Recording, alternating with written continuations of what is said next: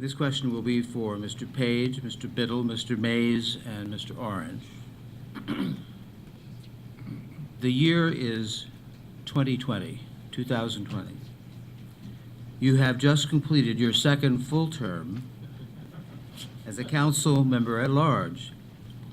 As you look back, what have been the most significant changes in the city, for better or worse, during your approximately 9.5 years tenure? And what one thing are you most proud of in terms of your own contributions? Mr. Page. All right. I'm most proud of significantly increasing the test scores of our district students. I think we're at a crossroads. We've got increasing enrollment. It just inched up 1%. So, well, I'm talking in 2011. I'm in 2020. Sorry, I forgot my time machine.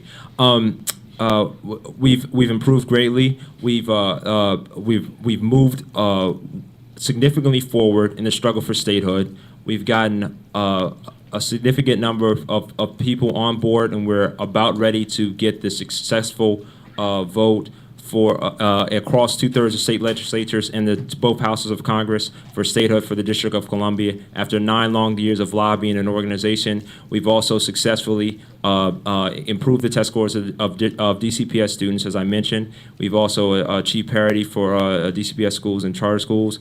The incomes of district residents have continued to improve, and opportunities have continued to improve for the poorest residents of our city. Thank you.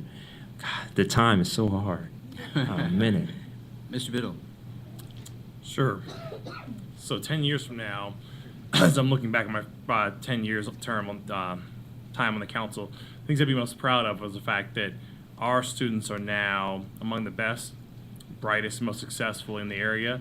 Residents in the District of Columbia are happily choosing great schools across the city. Our population continues to grow because our residents are staying home, raising their families here, because residents from the surrounding area are choosing to relocate to the District of Columbia.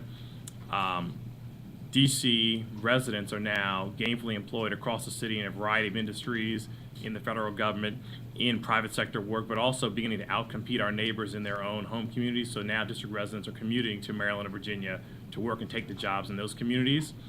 And most importantly, with our budget, we're now having a conversation about how we're using our robust budget surpluses to invest in the district's infrastructure for the next 10 to 20 years of our city. Okay, Mr. Mays. It's significantly increasing our self-determination. Is something that I put high on my list of things to do in the next 10 years.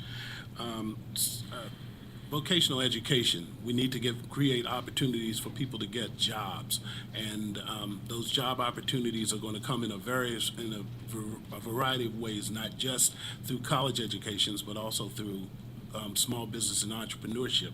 And second and fourthly, housing opportunities, that we stabilize an opportunity for people to live in this city and continue to be here and not be forced out because either we're not building housing that is sufficient to raise families in, or we have housing that is unaffordable to the majority of the people who earn wages in our city.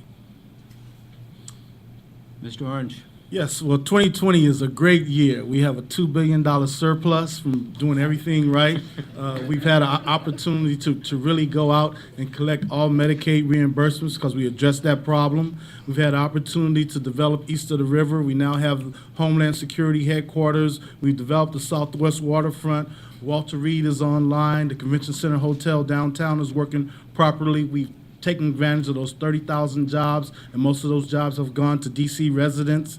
And at the end of the day, we have successfully used the 150th anniversary of DC Emancipation Day to force President Obama out of the White House to march down the streets with us, stating that statehood and voting rights is supreme, and that we have achieved voting rights and we're on our way to getting statehood. 2020 is a great year.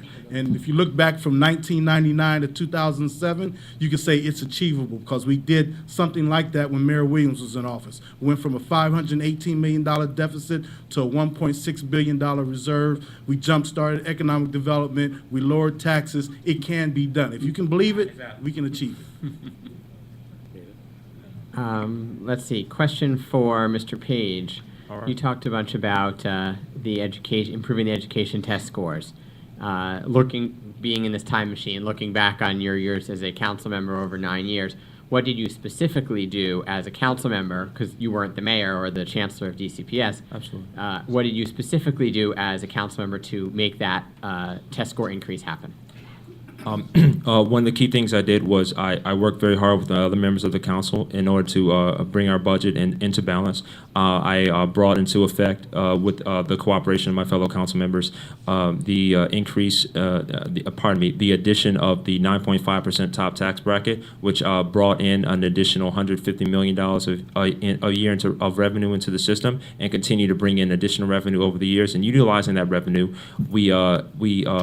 we helped to implement promised neighborhoods throughout the city, such as the one currently in Parkside, Kenilworth, and Ward 7. And we were able to place similar promised neighborhoods in Anacostia and other impoverished neighborhoods in the city, enabling us to rapidly improve test scores.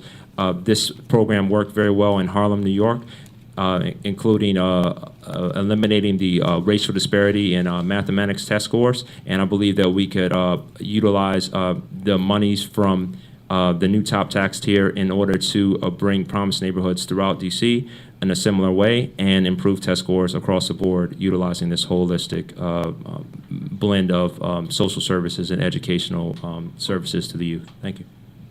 Thank you. And I'm going to do a second follow-up on this one for Mr. Orange.